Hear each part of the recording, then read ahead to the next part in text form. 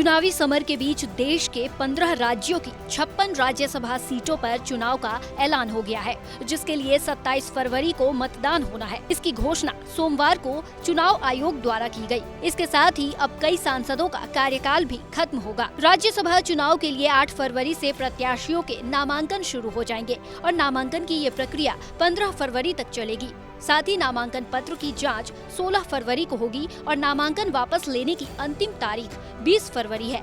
27 फरवरी को मतदान के बाद उसी दिन काउंटिंग हो जाएगी और नतीजे सामने आ जाएंगे। अब पहले ये जान लीजिए कौन कौन से राज्य में कितनी कितनी राज्यसभा सीटों पर चुनाव होना है, जिसमें उत्तर प्रदेश की 10 सीट, महाराष्ट्र की 6 सीट, बिहार की 6 सीट, पश्चिम बंगाल 5 सीट, मध्य प्रदेश की 5 सीट, गुजरात की 4 सीट, कर्नाटक की 4 सीट, आंध्र प्रदेश की 3 सीट, तेलंगाना की 3 सीट, राजस्थान की 3 सीट, उड़ीसा की 3 सीट, उत्तराखंड की 1 सीट, छत्तीसगढ़ की 1 सीट, हरियाणा की 1 सीट और हिमाचल प्रदेश की 1 सीट है। बात करें यूपी की, तो जिन 10 सीटों पर चुनाव होना है उसमें 9 सीटों पर बीजेपी के सांसद हैं और 1 सीट सपा के खाते में है। बता दें कि 50 राज्यसभा सदस्यों का कार्यकाल 2 अप्रैल को खत्म हो रहा है, जबकि 6 सदस्यों का कार्यकाल 3 अप्रैल को खत्म हो रहा है।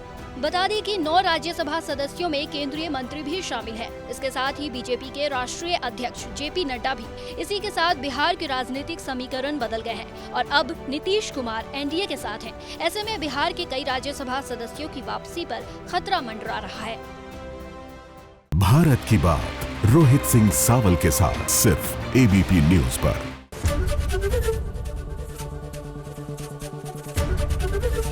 एबीपी गंगा, खबर आपकी, जुबान आपकी।